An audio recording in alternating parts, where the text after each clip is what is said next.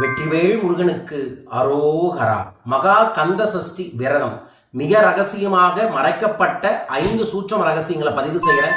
முழுமையா பார்த்து பயன்படுத்தி வளம் பெறுங்கள். 1.